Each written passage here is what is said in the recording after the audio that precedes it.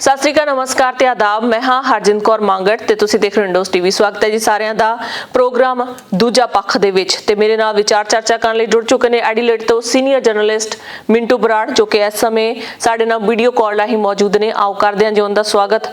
ਮਿੰਟੂ ਬਰਾੜ ਜੀ, ਬਹੁਤ ਬਹੁਤ ਸਵਾਗਤ ਹੈ ਜੀ ਤੁਹਾਡਾ। बहुत मेहरबानी हरजन जी ते सारे इंडोज टीवी देखने वाले दर्शकों ਨੂੰ भी प्यार भरी सत श्री अकाल ਤੇ ਉਮੀਦ ਕਰਦੇ ਹਾਂ ਜੀ ਸਾਰੇ ਚੜ੍ਹਦੀ ਕਲਾ ਚ ਹੋਣ।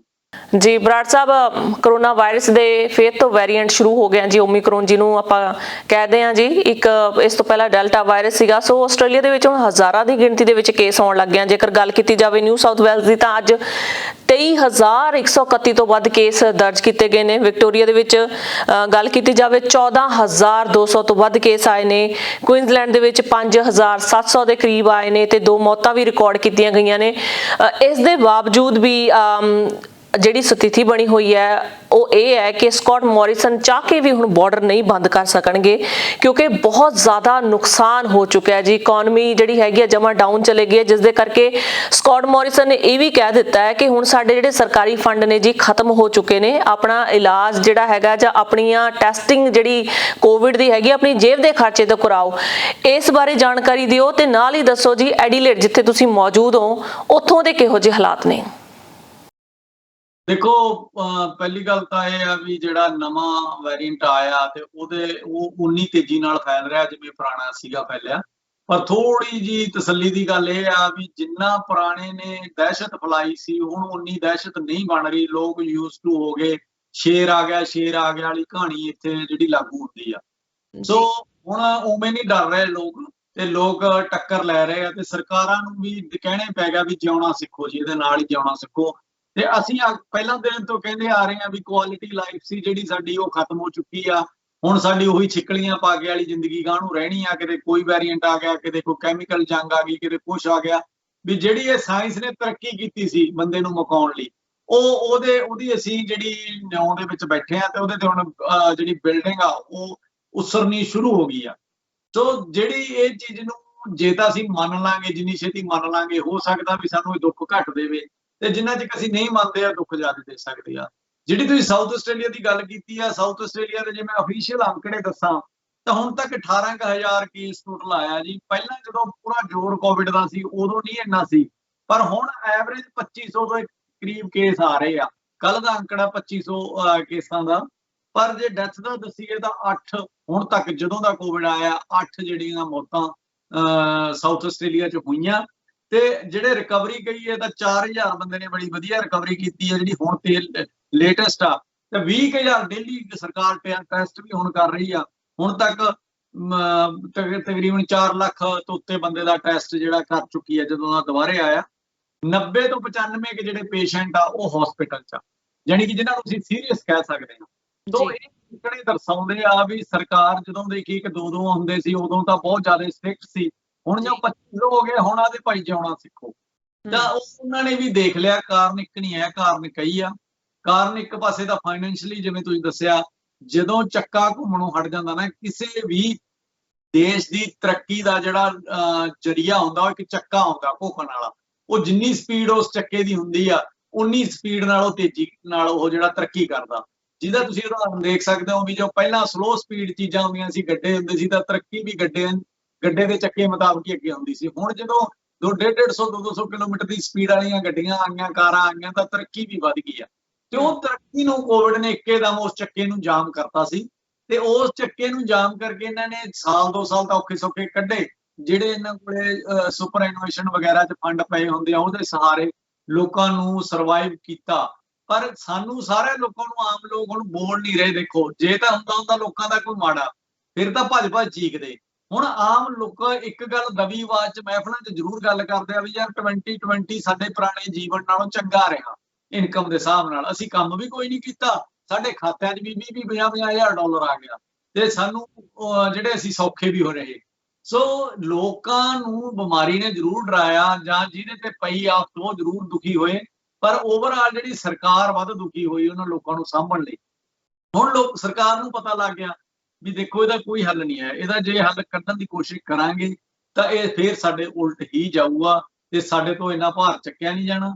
ਸੋ ਮੈਨੂੰ ਲੱਗਦਾ ਜਿੱਥੋਂ ਤੱਕ ਇਹ ਹੁਣ ਜਿਹੜੀ ਪੋਜੀਸ਼ਨ ਇਹ ਆ ਗਈ ਹੈ ਜੀ, ਵੀ ਸਰਕਾਰਾਂ ਦੇ ਵੀ ਹੱਥ ਖੜੇ ਆ ਤੇ ਲੋਕਾਂ ਦੇ ਵੀ ਹੱਥ ਖੜੇ ਆ, ਉਹ ਵੀ ਨਹੀਂ ਘਰੇ ਬੈਠ ਸਕਦੇ ਤੇ ਹੁਣ ਸਾਰੇ ਸਿੱਧੇ ਹੋ ਕੇ ਇਸੇ ਦੇ ਢੰਗ ਨਾਲ ਹੀ ਉਵੇਂ ਜਿਉਣਾ ਸ਼ੁਰੂ ਕਰਤਾ ਜਿਵੇਂ ਕਿ ਇਹ ਆ ਰਿਹਾ, ਕੋਈ ਵੀ ਵਾਇਰੈਂਟ ਆਉਂਦਾ ਤੇ ਉਹਦੇ ਮੁਤਾਬਕ ਹੀ ਢਲਣਾ ਸ਼ੁਰੂ ਕਰਤਾ ਤੇ ਇਹੀ ਇੱਕੋ ਇੱਕ ਹੱਲ ਸੀ ਸਾਡੇ ਕੋਲੇ, ਹੋਰ ਹੱਲ ਵੀ ਨਹੀਂ ਹੈਗਾ ਸਾਡੇ ਕੋਲ। ਜੀ ਜੀ ਬਰਾੜ ਸਾਹਿਬ, ਗੱਲ ਕਰ ਲੈਂਦੇ ਹਾਂ ਜੀ ਵੈਕਸੀਨੇਸ਼ਨ ਦੀ, ਕਿਉਂਕਿ ਡਬਲ ਡੋਜ਼ ਉਸ ਤੋਂ ਬਾਅਦ ਬੂਸਟਰ ਡੋਜ਼ ਦੀ ਗੱਲ ਕੀਤੀ ਗਈ ਤੇ ਨਾਲ ਹੀ ਕਿਹਾ ਗਿਆ ਕਿ ਜਦੋਂ ਤੁਸੀਂ ਡਬਲ ਡੋਜ਼ ਲੈ ਲੈਂਦੇ ਹੋ ਤੇ ਬੂਸਟਰ ਡੋਜ਼ ਜਿਹੜਾ ਹੈਗਾ ਲੇਅਰ ਦਾ ਕੰਮ ਕਰਦੀ ਹੈ, ਤੁਹਾਨੂੰ ਜਿਹੜੇ ਵਾਇਰਸ ਹੈਗੇ ਨੇ ਉਹਨਾਂ ਦਾ ਜਿਹੜਾ ਖਤਰਾ ਉਹ ਘਟ ਜਾਂਦਾ, ਤੁਹਾਡੀ ਇੰਟੈਂਸਿਵ ਕੇਅਰ ਦੇ ਵਿੱਚ ਤੁਸੀਂ ਨਹੀਂ ਜਾਂਦੇ, ICU 'ਚ ਤੁਸੀਂ ਨਹੀਂ ਜਾਂਦੇ ਹੋ। ਬੜੀ ਹੈਰਾਨੀ ਦੀ ਗੱਲ ਹੈ ਕਿ ਸਾਡੇ ਕੱਲ੍ਹ ਹੀ ਪ੍ਰੀਮੀਅਰ ਨੇ ਅਨਾਊਂਸਮੈਂਟ ਕੀਤੀ ਆ, ਹੈਲਥ ਚੀਫ ਮਿਨਿਸਟਰ ਨੇ ਅਨਾਊਂਸਮੈਂਟ ਕੀਤੀ ਆ ਕਿ ਜਿਹੜਾ ਇੱਥੇ ਦਾ ਇੱਕ ਬੰਦਾ 30 ਸਾਲਾਂ ਦੇ ਵਿੱਚ ਇਨ 30s ਦੇ ਵਿੱਚ ਸੀਗਾ, ਉਸ ਦੀ ਮੌਤ ਹੋ ਗਈ ਹੈ, ਉਹਨੇ ਡਬਲ ਡੋਜ਼ ਵੀ ਲਈ ਹੋਈ ਸੀਗੀ। ਸੋ ਕਰੋਨਾ ਵਾਇਰਸ ਕਰਕੇ ਉਸ ਦੀ ਮੌਤ ਹੋਈ ਆ ਜੀ। ਸੋ ਲੋਕਾਂ ਦੇ ਵਿੱਚ ਇਹ ਡਬਲ ਜਿਹੜੀ ਰਾਏ ਹੈ, ਦੋ ਰਾਏ ਫਿਰ ਤੋਂ ਬਣ ਗਈ ਹੈ ਕਿ ਜਦੋਂ ਇਹਨਾਂ ਵੈਕਸੀਨੇਸ਼ਨ ਦਾ ਕੋਈ ਅਸਰ ਹੀ ਹੈ ਨਹੀਂ ਹੈ ਤਾਂ ਇਹਨਾਂ ਨੂੰ ਬਾਰ-ਬਾਰ ਲਵਾਉਣ ਨਾਲ ਕੈਮੀਕਲ ਅਸੀਂ ਬੋਡੀ ਦੇ ਵਿੱਚ ਲੈ ਰਹੇ ਹਾਂ ਤੇ ਖਤਰਾ ਫਿਰ ਵੀ ਨਹੀਂ ਘਟ ਰਿਹਾ, ਤਾਂ ਕੀ ਕੀਤਾ ਜਾਵੇ? ਇਸ ਤਾਂ ਲੋਕੀ ਜਿਹੜੀ ਅੱਜ ਜਿਹੜੀ ਪੀੜ੍ਹੀ ਦੀ ਗੱਲ ਆਪਾਂ ਕਰਦੇ ਹਾਂ ਉਹ ਇੰਨੀ ਜ਼ਿਆਦਾ ਸਟ੍ਰੈਸ ਚਲੇ ਗਈ ਹੈ, ਕਿਉਂਕਿ ਕਿਹਾ ਜਾ ਰਿਹਾ ਹੈ ਕਿ 5 ਤੋਂ 11 ਸਾਲ ਦੇ ਬੱਚੇ ਲਈ ਵੀ ਵੈਕਸੀਨੇਸ਼ਨ ਆ ਚੁੱਕੀ ਹੈ। ਸੋ ਇੰਨੇ ਛੋਟੇ ਬੱਚਿਆਂ ਦੇ ਲਈ, ਗਰਭਵਤੀ ਔਰਤਾਂ ਲਈ ਵੀ ਇਹਨਾਂ ਨੇ ਕਿਹਾ ਕਿ ਤੁਸੀਂ ਵੈਕਸੀਨੇਸ਼ਨ ਲਗਵਾ ਸਕਦੇ ਹੋ ਕਿਉਂਕਿ ਖਤਰਾ ਹੈ ਤੁਹਾਡੇ ਲਈ ਵੀ, ਕਿਉਂਕਿ ਇਮਿਊਨਿਟੀ ਇੰਨੀ ਸਟਰੋਂਗ ਨਹੀਂ ਹੁੰਦੀ ਆ। ਗਰਭ ਵਿੱਚ ਪਲ ਰਹੇ ਬੱਚੇ ਲਈ ਵੀ ਉਹ ਖਤਰਾ ਹੈਗਾ। ਪਰ ਬਹੁਤ ਸਾਰੇ ਲੋਕਾਂ ਦੇ ਸਵਾਲ ਹੈ ਜੀ ਜਿਨ੍ਹਾਂ ਦਾ ਸ਼ਾਇਦ ਹੈਲਥ ਚੀਫ ਮਿਨਿਸਟਰ ਹੀ ਜਵਾਬ ਦੇ ਪਾਉਣਗੇ, ਪਰ ਅਸੀਂ ਗੱਲ ਕਰ ਰਹੇ ਹਾਂ ਜੀ ਲੋਕਾਂ ਦੇ ਵਿੱਚ ਦੋ ਰਾਏ ਦੀ। ਦੇਖੋ ਕਹਾਣੀ ਇਹ ਹੈ ਜੀ ਵੀ ਜਾਨ, ਹਰ ਇੱਕ ਜਾਨ ਦੀ ਕੀਮਤ ਹੁੰਦੀ ਆ। ਇਹ ਆਪਾਂ ਪਹਿਲਾਂ ਦੱਸ ਦਈਏ ਵੀ ਅਸੀਂ ਇਹ ਨਹੀਂ ਕਹਿੰਦੇ ਵੀ ਜੇ ਇੱਕ ਅੱਧੀ ਜਾਨ ਗਈ ਤਾਂ ਉਹਦੀ ਕੋਈ ਕੀਮਤ ਨਹੀਂ, ਕੀਮਤ ਕੱਲੀ ਜਾਨ ਦੀ ਆ। ਪਰ ਅਸੀਂ ਇੱਕ ਡੈਥ ਜੇ ਕੋਵਿਡ ਕਾਰਨ ਇੰਜੈਕਸ਼ਨ ਲੱਗਿਆ ਵਾਲਿਆਂ ਦੀ ਹੋਈ ਆ ਤਾਂ ਆਪਾਂ ਉਹਦੇ ਨਾਲ ਕੋਵਿਡ ਇੰਜੈਕਸ਼ਨ ਦੇ ਇਫੈਕਟ ਨੂੰ ਰਿਜੈਕਟ ਨਹੀਂ ਕਰ ਸਕਦੇ, ਕਿਉਂਕਿ ਹਰ ਬੰਦੇ ਦਾ ਆਪਣਾ ਇਮਿਊਨ ਸਿਸਟਮ ਆ। ਬਹੁਤੇ ਬੰਦਿਆਂ ਨੂੰ ਕਲੌਟ ਬਣੇ, ਦੇਖੋ ਪਹਿਲਾਂ ਜਿਹੜੀ ਦਵਾਈ ਲੱਗੀ ਬਹੁਤਿਆਂ ਨੂੰ ਨਹੀਂ ਬਣੇ। ਜੇ ਮੰਨ ਲਓ ਪਰਸੈਂਟੇਜ ਕੱਢ ਕੇ ਦੇਖੀਏ 0.00 ਕੁਛ % ਲੋਕਾਂ ਨੂੰ ਕਲੌਟ ਬਣੇ, ਤਾਂ ਉਹਦੇ ਨਾਲ ਅਸੀਂ ਇਹ ਨਹੀਂ ਕਹਿ ਸਕਦੇ ਵੀ ਵੈਕਸੀਨ ਸਭ ਦੇ ਲਈ ਮਾੜੀ ਆ। ਇਵੇਂ ਜੇ ਕਿਤੇ ਹੁਣ ਇੱਕ ਡੈਥ ਹੋਈ ਆ ਤਾਂ ਉਹਦੇ ਲਈ ਆਪਾਂ ਇਹ ਨਹੀਂ ਕਹਿ ਸਕਦੇ ਵੀ ਵੈਕਸੀਨ ਨੇ ਕਿਸੇ ਦਾ ਫਾਇਦਾ ਨਹੀਂ ਕੀਤਾ। ਹੋ ਸਕਦਾ ਜੇ ਨਾ ਲੱਗੀ ਹੁੰਦੀ ਤਾਂ ਇਹਦਾ ਰੇਟ ਕਿਤੇ ਹਾਈ ਹੁੰਦਾ ਤਾਂ ਫਿਰ ਅਸੀਂ ਕੀ ਕਰ ਲੈਂਦੇ। ਸੋ ਅਸੀਂ ਜਾਣ ਵਾਲੇ ਤੇ ਦੁੱਖ ਪ੍ਰਗਟ ਕਰਦੇ ਹਾਂ, ਜਾਂ ਇੱਕੋ ਹੀ ਜਾਣ ਗਈ ਆ ਉਹ ਵੀ ਕਿਉਂ ਗਈ, ਪਰ ਜੇ ਬਸ ਇਹ ਆ ਵੀ ਆਪਾਂ ਇਹ ਪਮਾਨਾ ਨਹੀਂ ਹੋ ਸਕਦਾ ਵੀ ਭਾਈ ਜਾਨ ਚਲੀ ਗਈ ਤਾਂ ਇਹਦਾ ਮਤਲਬ ਵੈਕਸੀਨੇਸ਼ਨ ਖਰਾਬ ਆ। ਵੈਕਸੀਨੇਸ਼ਨ ਤਾਂ ਦੇਖੋ ਦੁਨੀਆ ਦੀ ਏਡੀ ਆਬਾਦੀ ਅਰਬਾਂ ਦੇ ਵਿੱਚ, ਉਸ ਅਰਬਾਂ ਦੀ ਆਬਾਦੀ ਨੂੰ ਵੈਕਸੀਨੇਸ਼ਨ 50 ਤੋਂ 70% ਲੱਗ ਚੁੱਕੀ ਆ, ਤਾਂ ਉਸ ਢੰਗ ਨਾਲ ਜਿਹੜਾ ਡੈਥ ਰੇਟ ਆ ਉਵੇਂ ਨਹੀਂ ਹੈ। ਸੋ ਮੈਨੂੰ ਤਾਂ ਲੱਗਦਾ ਵੀ ਸਾਨੂੰ ਏਡੀ ਜਲਦੀ ਨਾਲ ਇਹ ਅੰਕੜੇ ਦੇ ਉੱਤੇ ਕੰਮ ਨਹੀਂ ਕਰਨਾ ਚਾਹੀਦਾ ਵੀ ਵੈਕਸੀਨੇਸ਼ਨ ਨੂੰ ਆਪਾਂ ਸਰਟੀਫਿਕੇਟ ਦੇ ਦਈਏ ਵੀ ਇਹ ਤਾਂ ਸਹੀ ਨਹੀਂ ਹੈ। ਜੀ ਗੱਲ ਕਰਦੇ ਹਾਂ ਜੀ ਭਾਰਤ ਨਾਲ ਜੁੜੇ ਮਸਲਿਆਂ ਦੀ। ਕੇਂਦਰੀ ਗ੍ਰਹਿ ਮੰਤਰੀ ਦੇ ਪੁੱਤਰ ਆਸ਼ੀਸ਼ ਮਿਸ਼ਰਾ ਜਿਹੜੇ ਹੈਗੇ ਨੇ ਉਹਨਾਂ ਨੂੰ ਨਾਮਜ਼ਦ ਕਰ ਦਿੱਤਾ ਗਿਆ ਜੀ ਮੁੱਖ ਮੁਲਜ਼ਮ ਵਜੋਂ, ਤੇ ਇੱਕ ਬੰਦੇ ਦੀ ਅਜੇ ਗ੍ਰਿਫਤਾਰੀ ਹੋਣੀ ਬਾਕੀ ਹੈ। ਮੁੱਖ ਮੁਲਜ਼ਮ ਦੇ ਨਾਲ 14 ਹੋਰ ਲੋਕਾਂ ਦੇ ਉੱਤੇ ਵੀ ਪਰਚੇ ਦਰਜ ਕੀਤੇ ਗਏ ਨੇ ਜੀ। ਬਿਲਕੁਲ ਜੀ ਬਿਲਕੁਲ। ਦੇਖੋ ਤੁਸੀਂ ਦੇਖੋ ਵੀ ਲਖੀਮਪੁਰ ਜਿਹੜਾ ਕਾਂਡ ਹੋਏ ਨੂੰ ਕਿੰਨੇ ਮਹੀਨੇ ਬੀਤ ਗਏ ਜੀ, ਇੰਨੇ ਮਹੀਨਿਆਂ ਬਾਅਦ ਅੱਜ ਕਿਵੇਂ ਯਾਦ ਆ ਗਿਆ ਆਸ਼ੀਸ਼ ਮਿਸ਼ਰਾ? ਯਾਦ ਆ ਗਿਆ ਜੀ ਪ੍ਰਧਾਨ ਮੰਤਰੀ ਦਾ ਪੰਜਾਬ ਦਾ ਦੌਰਾ। ਪੰਜਾਬ ਦੇ ਦੌਰੇ ਦੇ ਵਿੱਚ ਪ੍ਰਧਾਨ ਮੰਤਰੀ ਦੀ ਜਿਹੜੀ ਵਿਰੋਧਤਾ ਲਈ ਮੇਨ ਮੁੱਦਾ ਹੀ ਇਹ ਸੀ, ਆਸ਼ੀਸ਼ ਮਿਸ਼ਰਾ ਤੇ ਲਖਮੀਰਪੁਰ ਕਾਂਡ। ਤੇ ਇਸ ਮੁੱਦੇ ਤੇ ਪ੍ਰਧਾਨ ਮੰਤਰੀ ਨੂੰ ਘੇਰਨਾ ਸੀ ਵੀ ਕਿਵੇਂ ਉਹ ਬੰਦਾ, ਉਹਦਾ ਪਿਓ ਗ੍ਰਹਿ ਮੰਤਰੀ ਆ ਦੇਸ਼ ਦਾ ਹਜੇ ਵੀ, ਕਿਵੇਂ ਉਹ ਬੰਦਾ ਆਜ਼ਾਦ ਘੁੰਮ ਰਿਹਾ, ਕਿਉਂ ਨਹੀਂ ਉਹਨੂੰ ਨਾਮਜ਼ਦ ਕੀਤਾ ਗਿਆ, ਇਹ ਸਵਾਲ ਸੀ। ਸੋ ਸਿਆਸੀ ਚਾਲ ਆ ਜੀ ਇਹ। ਆਸ਼ੀਸ਼ ਮਿਸ਼ਰਾ ਨੂੰ ਇੱਕ ਵਾਰੀ ਨਾਮਜ਼ਦ ਕਰਤਾ, ਪਰ ਉਹ ਪਰਚੇ ਦੇ ਵਿੱਚ ਬਹੁਤ ਸਾਰੇ ਲੂਪ ਹੋਲ ਉਹਨਾਂ ਨੇ ਰੱਖਤੇ ਹੋਣੇ ਆ, ਜਿਹਦੇ ਨਾਲ ਜਦੋਂ ਉਹ ਚਾਹਣਗੇ ਉਹਨੂੰ ਬੜੀ ਸਫਾਈ ਨਾਲ ਬਾਹਰ ਕੱਢ ਲੈਣਗੇ। ਸੋ ਇਹਨੂੰ ਆਪਾਂ ਇਹਦੀ ਖੁਸ਼ੀ ਮਨਾਉਣ ਦੀ ਲੋੜ ਨਹੀਂ। ਇਹ ਇੱਕ ਸਟੰਟ ਆ, ਇਲੈਕਸ਼ਨਾਂ ਦਾ ਸਟੰਟ ਆ। ਇਲੈਕਸ਼ਨਾਂ ਦੇ ਸਮੇਂ ਦੇ ਉੱਤੇ ਆਇਆ ਹੋਇਆ ਇੱਕ ਜਿਹੜਾ ਤੁਰੰਤ ਜਿਹੜਾ ਕੋਈ ਫੈਸਲਾ ਹੁੰਦਾ ਉਹ ਆ। ਜੇ ਇਹਨਾਂ ਨੇ ਸੱਚੀ ਇਹ ਕਰਨਾ ਹੁੰਦਾ ਨਾ ਤਾਂ ਉਹ ਲਖਮੀਰਪੁਰ ਕਾਂਡ ਦੇ ਨੈਕਸਟ ਡੇ ਹੋਣਾ ਚਾਹੀਦਾ ਸੀ, ਵੱਧ ਤੋਂ ਵੱਧ 3 ਦਿਨਾਂ 'ਚ 5 ਦਿਨਾਂ 'ਚ, ਉਸ ਹਫ਼ਤੇ ਤਾਂ ਹੋਣਾ ਚਾਹੀਦਾ ਸੀ ਨਾ। ਅੱਜ ਬਾਅਦ ਇਹ ਗੱਲ ਹੁੰਦੀ ਆ ਤਾਂ ਇਹਦੇ ਲਈ ਤੁਹਾਨੂੰ ਮੰਨਣਾ ਪੈਣਾ ਇਹ ਸਿਰਫ ਤੇ ਸਿਰਫ ਇਕੱਲਾ ਪ੍ਰਧਾਨ ਮੰਤਰੀ ਦਾ ਪੰਜਾਬ ਦੌਰੇ ਨੂੰ ਹੋਰ ਸੇਫ ਤੇ ਸੁਚੱਜਾ ਬਣਾਉਣ ਲਈ ਆ, ਵੀ ਜਿਹੜੀ ਵਿਰੋਧੀਆਂ ਦੀ ਆਵਾਜ਼ ਆ ਉਹ ਕੋਈ ਰਹੇ ਹੀ ਨਾ, ਕਿਣਕਾ ਹੀ ਨਾ ਰਵੇ, ਤੇ ਉੱਥੇ ਪ੍ਰਧਾਨ ਮੰਤਰੀ ਇੱਕ ਠੋਕ ਕੇ ਬੋਲ ਸਕੇ ਵੀ ਮੈਂ ਦੇਖੋ ਜੀ ਕਾਨੂੰਨ ਵਾਪਸ ਲੈ ਲਏ, ਮੈਂ ਉਹਨਾਂ ਦੇ ਉੱਤੇ ਪਰਚੇ ਦਰਜ ਕਰਤੇ, ਇਹ ਉਹ ਗੱਲਾਂ ਕਰਨ ਲਈ ਆਸ਼ੀਸ਼ ਮਿਸ਼ਰੇ ਨੂੰ ਜੇ ਬਲੀ ਦਾ ਬੱਕਰਾ ਵੀ ਬਣਾਉਣਾ ਪਊਗਾ ਤਾਂ ਇਹ ਰਾਜੇ ਮਹਾਰਾਜਿਆਂ ਚ ਅਕਸਰ ਹੀ ਰਿਹਾ ਵੀ ਮਹਾਰਾਜੇ ਆਪਦੇ ਪੁੱਤਾਂ ਦੇ ਵੀ ਕਤਲ ਕਰਾਉਂਦੇ ਸੀ, ਆਪਦੇ ਭਰਾਵਾਂ ਦੇ ਵੀ ਕਤਲ ਕਰਾਉਂਦੇ ਸੀ ਕੁਰਸੀ ਪਿੱਛੇ, ਵੱਡੇ ਤੋਂ ਛੋਟੇ ਨੂੰ ਇੱਕ ਦੂਜੇ ਨੂੰ ਮਰਵਾ ਦਿੰਦੇ ਸੀ। ਤੇ ਜੇ ਹੁਣ ਗ੍ਰਹਿ ਮੰਤਰੀ ਦੀ ਕੁਰਸੀ ਬਚਾਉਣ ਲਈ ਆਪਦੇ ਪੁੱਤ ਦੀ ਕਤਲ ਕਰ ਦੂਗਾ ਜਾਂ ਉਹਦੇ ਪੁੱਤ ਨੂੰ ਆਪਦੇ ਇਸ ਤੋਂ ਮਾਰ ਦੂਗਾ, ਇਸ ਗੱਲ ਤੇ ਕੋਈ ਖਾਸ ਗੱਲ ਨਹੀਂ, ਇਹਨਾਂ ਲਈ ਕੋਈ ਵੱਡੀ ਚੀਜ਼ ਨਹੀਂ ਇਹਨਾਂ ਲਈ ਕੁਰਸੀ। ਕਿਉਂਕਿ ਜਦੋਂ ਸਿਆਸਤ ਦੇ ਇਸ ਲੈਵਲ 'ਚ ਆ ਜਾਂਦੇ ਆ ਨਾ ਤੁਸੀਂ, ਉਦੋਂ ਤੁਹਾਡੇ ਅੰਦਰ ਇਨਸਾਨੀਅਤ ਤੇ ਰਿਸ਼ਤੇ ਤਾਂ ਮਾਰੀ ਜਾਂਦੇ ਆ, ਉਹ ਤਾਂ ਹੁੰਦੇ ਨਹੀਂ, ਉਹ ਤਾਂ ਸਾਡੇ ਲੋਕਾਂ ਲਈ ਹੁੰਦੇ ਆ। ਜੀ, ਗੱਲ ਕਰਦੇ ਹਾਂ ਜੀ ਸੂਬਾ ਪੰਜਾਬ ਦੀ। ਪੰਜਾਬ ਦੇ ਵਿੱਚ ਸਿਆਸੀ ਮਾਹੌਲ ਪੂਰੀ ਤਰ੍ਹਾਂ ਗਰਮਾਇਆ ਹੋਇਆ ਜੀ, ਜਿੱਥੇ ਚਰਨਜੀਤ ਚੰਨੀ ਇੱਕ ਪਾਸੇ ਪ੍ਰਚਾਰ ਕਰਦੇ ਦਿਖਾਈ ਦੇ ਰਹੇ ਨੇ, ਨਵਜੋਤ ਸਿੱਧੂ ਵੀ ਨਾਲ ਹੀ ਪ੍ਰਚਾਰ ਕਰਦੇ ਦਿਖਾਈ ਦੇ ਰਹੇ ਨੇ, ਪਰ ਅਲੱਗ-ਅਲੱਗ ਜਿਹੜੀਆਂ ਸਹੂਲਤਾਂ ਲੋਕਾਂ ਨੂੰ ਦੇਣ ਦੀ ਗੱਲ ਕੀਤੀ ਜਾ ਰਹੀ ਹੈ। ਨਵਜੋਤ ਸਿੱਧੂ ਨੇ ਗੱਲ ਕੀਤੀ ਹੈ ਜੀ ਔਰਤਾਂ ਲਈ, ਉਹਨਾਂ ਨੇ ਕਿਹਾ ਹੈ ਕਿ 2000 ਜਿਹੜਾ ਰੁਪਈਆ ਹਰ ਮਹੀਨੇ ਔਰਤਾਂ ਦੇ ਖਾਤੇ ਦੇ ਵਿੱਚ ਜਾਇਆ ਜਾਏਗਾ ਤੇ 1 ਸਾਲ ਦੇ ਵਿੱਚ 8 ਸਿਲੰਡਰ ਫ੍ਰੀ ਦਿੱਤੇ ਜਾਣਗੇ। ਬਹੁਤ ਸਾਰੇ ਹੋਰ ਵੀ ਐਲਾਨ ਨੇ ਜਿਹੜੇ ਅਲੱਗ-ਅਲੱਗ ਤਰੀਕੇ ਨਾਲ ਕਰਦੇ ਦਿਖਾਈ ਦੇ ਰਹੇ ਨੇ, ਪਰ ਚਰਨਜੀਤ ਚੰਨੀ ਤੇ ਨਵਜੋਤ ਸਿੱਧੂ ਇਕੱਠੇ ਬੈਠ ਕੇ ਐਲਾਨ ਕਰਦੇ ਹੋਣ ਜਾਂ ਇਕੱਠੇ ਜਾ ਕੇ ਪ੍ਰਚਾਰ ਕਰਦੇ ਹੋਣ, ਇਹ ਨਹੀਂ ਦਿਖਾਈ ਦੇ ਰਿਹਾ। ਅਲੱਗ-ਅਲੱਗ ਤਰੀਕੇ ਨਾਲ ਅਲੱਗ-ਅਲੱਗ ਥਾਵਾਂ ਤੇ ਪ੍ਰਚਾਰ ਕਰ ਰਹੇ ਨੇ।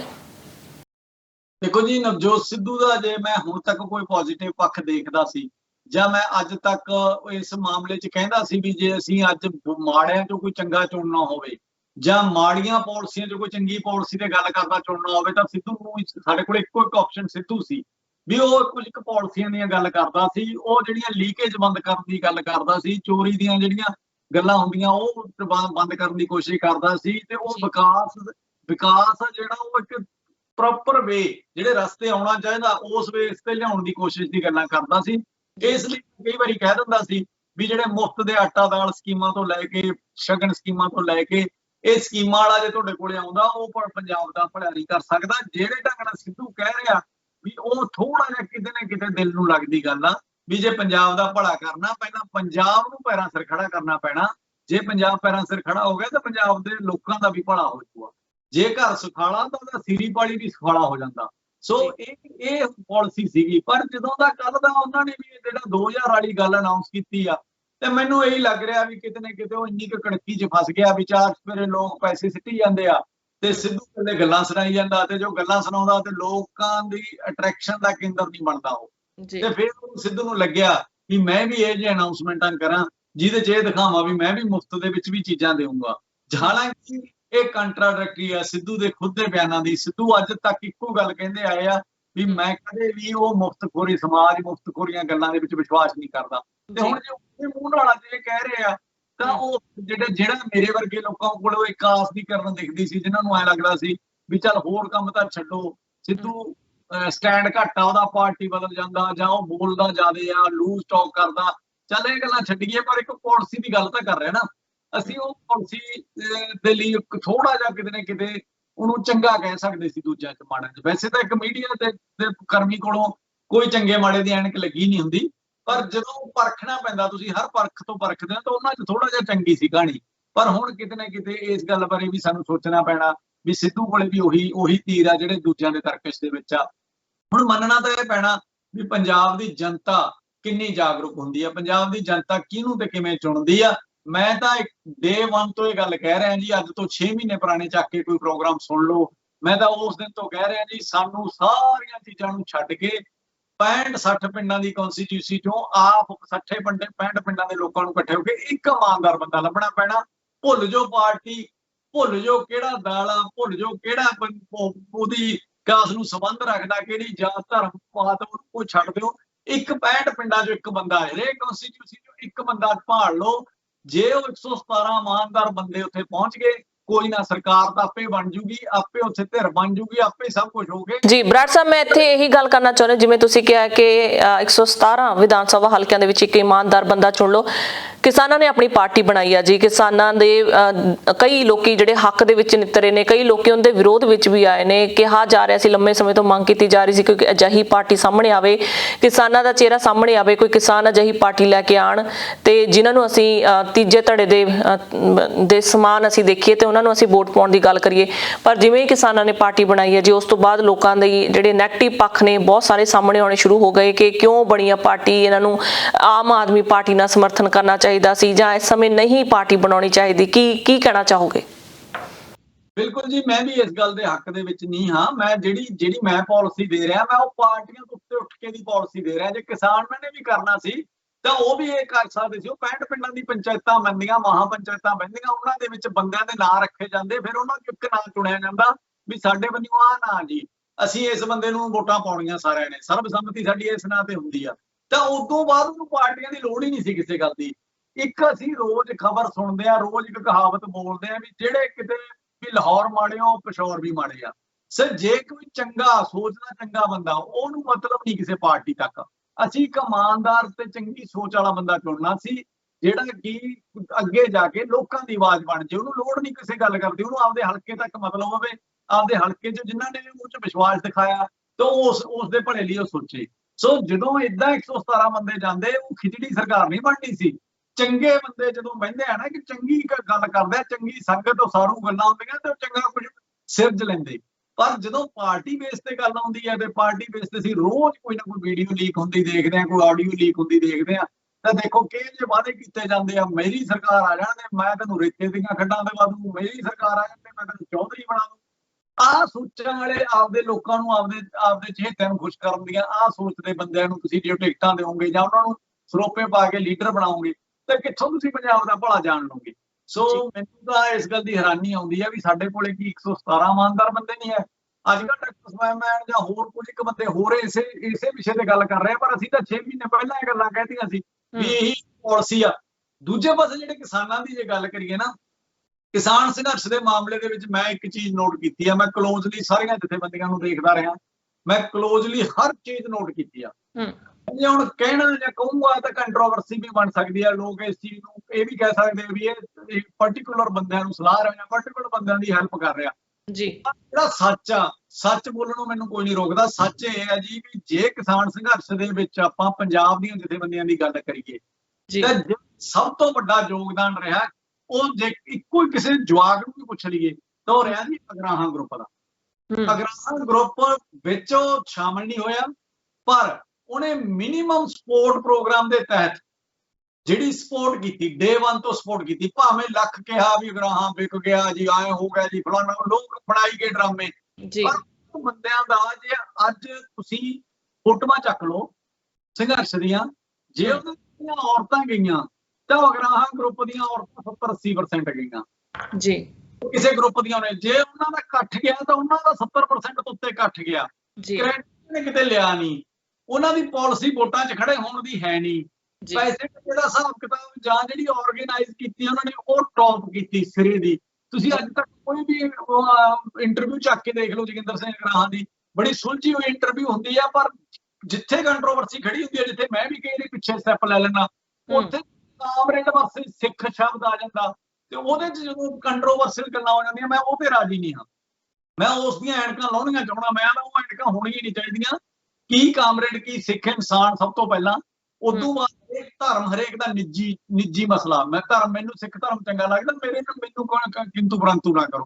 ਕੋਈ ਜੇ ਕਾਮਰੇਡ ਆ ਕਾਮਰੇਡ ਹੀ ਕਰੇ, ਮੈਨੂੰ ਕੋਈ ਪ੍ਰੋਬਲਮ ਨਹੀਂ, ਪਰ ਉਹ ਆਪਦੀ ਥਾਂ ਤੇ ਪੱਕਾ ਰਹੇ। ਇਹ ਨਾ ਹੋਵੇ ਵੀ ਨਿੰਦਕ ਨਾ ਬਣੇ। ਜੇ ਤੁਸੀਂ ਕਾਮਰੇਡ ਹੋਗੇ, ਤੁਹਾਡਾ ਇਹ ਫਰਜ਼ ਥੋੜਾ ਵੀ ਤੁਸੀਂ ਨਿੰਦਣ ਲੱਗ ਜਾਓ ਦੂਜਿਆਂ ਨੂੰ। ਜੇ ਤੁਸੀਂ ਧਰਮ ਨਾਲ ਬਣਾ ਲਿਆ ਤੇ ਇਹਦਾ ਮਤਲਬ ਇਹ ਨਹੀਂ ਵੀ ਦੂਜੇ ਤੁਸੀਂ ਕੀੜੇ ਮਕੌੜੇ ਸਮਝਣ ਲੱਗ ਜਾਓ। ਸੋ ਇਹ ਚੀਜ਼ਾਂ ਤੋਂ ਮੈਨੂੰ ਵੀ ਗਰੇਜ ਆ, ਪਰ ਕੁੱਲ ਮਿਲਾ ਕੇ ਮੈਂ ਇੱਥੇ ਜਿੰਨਾ ਕੁ ਮੈਂ ਆਪਦਾ ਪੱਖ ਦੇਖਿਆ ਜਾਂ ਜਿੰਨੀ ਕੁ ਮੈਂ ਆਪਦੇ ਢੰਗ ਨਾਲ ਦੇਖਦਾ, ਤਾਂ ਮੈਨੂੰ ਲੱਗਦਾ ਵੀ ਅਗਰਾਹਾਂ ਗਰੁੱਪ ਨੂੰ ਜੇ ਮਾਈਨਸ ਕਰ ਦਿਓ ਨਾ ਤੁਸੀਂ ਇਹ ਸਾਰੇ ਕਸ ਦੇ ਵਿੱਚ ਜਿਹੜਾ ਹੁਣ ਤੱਕ ਹੋਇਆ, ਤਾਂ ਇਹ ਐਡੀ ਵੱਡੀ ਜੰਗ ਨਹੀਂ ਜਿੱਤ ਸਕਦੇ ਸੀ। ਤੇ ਉਹ ਗਰੁੱਪ ਅੱਜ ਵੀ ਕਹਿ ਰਿਹਾ ਵੀ ਅਸੀਂ ਇਲੈਕਸ਼ਨ ਨਹੀਂ ਲੜਦੇ। ਤੇ ਉਹਨਾਂ ਨੇ ਕਦੇ ਕਿਸੇ ਸੁਸਾਇਟੀ ਦੇ ਇਲੈਕਸ਼ਨ ਵੀ ਨਹੀਂ ਲੜੇ ਤੇ ਨਾ ਲੜਨ। ਉਹਨਾਂ ਨੇ ਤਾਂ ਕੱਲ ਮੈਂ ਬਿਆਨ ਸੁਣ ਰਿਹਾ ਸੀ ਜੋਗਿੰਦਰ ਸਿੰਘ ਅਗਰਾਹਾਂ ਦਾ, ਉਹਨਾਂ ਨੂੰ ਕਿਸੇ ਨੇ ਪੁੱਛਿਆ ਵੀ ਰਾਜੇਵਾਲ ਮੁੱਖ ਮੰਤਰੀ ਦਾ ਚਿਹਰਾ ਤੁਸੀਂ ਕੀ ਕਰੋਗੇ? ਉਹ ਆਦੇ ਜੀ ਜਦੋਂ ਮੁੱਖ ਮੰਤਰੀ ਬਣ ਗਏ ਸਾਨੂੰ ਕੋਈ ਇਤਰਾਜ਼ ਨਹੀਂ, ਕੋਈ ਬਣ ਜੇ, ਪਰ ਸਾਡਾ ਤਾਂ ਝੰਡਾ ਐਵੇਂ ਰਹੂਗਾ ਜੇ ਕਿਤੇ ਉਹ ਕਿਸਾਨ ਨਾਲ ਕਿਸੇ ਨਾਲ ਵੀ ਧੱਕਾ, ਮਜ਼ਦੂਰ ਨਾਲ ਧੱਕਾ ਕਰਨਗੇ, ਅਸੀਂ ਤਾਂ ਉਹਨਾਂ ਦੇ ਮੁਰਦਾਬਾਦ ਦੇ ਨਾਰੇ ਉਹਨਾਂ ਲਈ ਵੀ ਸਾਡੇ ਕੋਲ ਤਿਆਰ। ਸਾਨੂੰ ਕੋਈ ਪੈਂਦਾ, ਅਸੀਂ ਉਹਨਾਂ ਦੇ ਮੁਰਦਾਬਾਦ ਦੇ ਨਾਰੇ ਸ਼ੁਰੂ ਕਰ ਦਾਂਗੇ। ਸੋ ਇਸ ਲੈਵਲ ਦੇ ਉੱਤੇ ਜਿਹੜੀ ਗੱਲਬਾਤ ਹੋਣੀ ਚਾਹੀਦੀ ਆ। ਪਰ ਜਿਹੜੀ ਉਹਨਾਂ ਦੀ ਪਾਲਿਸੀ ਹੈ ਇਲੈਕਸ਼ਨ ਨਾ ਲੜਨ ਵਾਲੀ, ਹੋਰ ਉਹਦੇ 'ਚ ਬਾਅਦ ਫਿਰ ਉਹ ਆ ਜਾਂਦੀ ਹੈ ਗੱਲ ਵੀ ਜੇ ਅਸੀਂ ਚੰਗੇ ਬੰਦੇ ਨਹੀਂ ਭੇਜਾਂਗੇ ਤਾਂ ਕਿਵੇਂ ਹੋ। ਜੀ ਹੁਣ ਇਹ ਬੰਦੇ ਇਕੱਲੀ ਇੱਕ ਪਾਰਟੀ ਬਣਾ ਕੇ ਨਹੀਂ ਭੇਜੇ ਜਾ ਸਕਦੇ। ਜਦੋਂ ਤੁਸੀਂ ਇੱਕ ਪਾਰਟੀ ਬਣਾ ਲਈ ਨਾ, ਜੇ ਕਿਸਾਨ ਪਾਰਟੀ ਬਣਾ ਲਈ ਮੰਨ ਲਓ, ਤਾਂ ਪਿੰਡ ਦੇ ਵਿੱਚ 50% ਤਾਂ ਆਟੋਮੈਟਿਕਲੀ ਤੁਹਾਡੇ ਉਲਟ ਹੋ ਗਏ, ਜਿਹੜੇ ਕਾਂਗਰਸੀ ਆ, ਅਕਾਲੀ ਆ ਜਾਂ ਆਪ ਵਾਲੇ ਆ। ਤੁਸੀਂ ਇਹ ਗੱਲਾਂ ਤੋਂ ਉੱਠ ਕੇ ਸਾਰੇ ਪਿੰਡਾਂ ਨੂੰ ਇਕੱਠੇ ਹੋ ਕੇ ਇੱਕ ਨੁਮਾਇੰਦਾ ਲੱਭਣਾ ਚਾਹੀਦਾ ਸੀ ਵੀ ਫਲਾਨਾ ਬੰਦਾ, ਯਾਰ ਗੱਲਾਂ ਚੱਲਦੀਆਂ ਹੁੰਦੀਆਂ ਪਿੰਡਾਂ ਦੇ ਵਿੱਚ ਵੀ ਫਲਾਣੇ ਪਿੰਡ 'ਚ ਫਲਾਨਾ ਬੰਦਾ ਵੱਸਦਾ, ਪੜ੍ਹਿਆ ਲਿਖਿਆ ਵੀ ਆ ਤੇ ਇਮਾਨਦਾਰੀ ਵੀ ਉਹਦੀ ਬੋਲਦੀ ਹੁੰਦੀ ਆ। ਸੋ ਇੰਨਾ ਕੀ ਕੰਮ ਆ ਸਾਨੂੰ ਪੰਜਾਬ ਨੂੰ ਬਚਾਉਣ ਲਈ। ਜੀ ਜੀ ਬਰਾੜ ਸਾਹਿਬ, ਬਹੁਤ ਬਹੁਤ ਸ਼ੁਕਰੀਆ ਸਾਰੀ ਜਾਣਕਾਰੀ ਦੇ ਲਈ। ਮਿਲਦੇ ਹਾਂ ਜੀ ਅਗਲੇ ਹਫਤੇ। ਧੰਨਵਾਦ ਤੁਹਾਡਾ। ਸਤਿ ਸ਼੍ਰੀ ਅਕਾਲ। ਸੋ ਦਰਸ਼ਕੋ, ਸਮਾਂ ਚੱਲਿਆ ਤੁਹਾਡੇ ਤੋਂ ਵੀ ਇਜਾਜ਼ਤ ਲੈਣ ਦਾ। ਨਵੇਂ ਤੇ ਤਾਜ਼ਾ ਖਬਰਾਂ ਲਈ ਦੇਖਦੇ ਰਹੋ ਇੰਡੋਜ਼ ਟੀਵੀ ਆਸਟ੍ਰੇਲੀਆ। ਧੰਨਵਾਦ।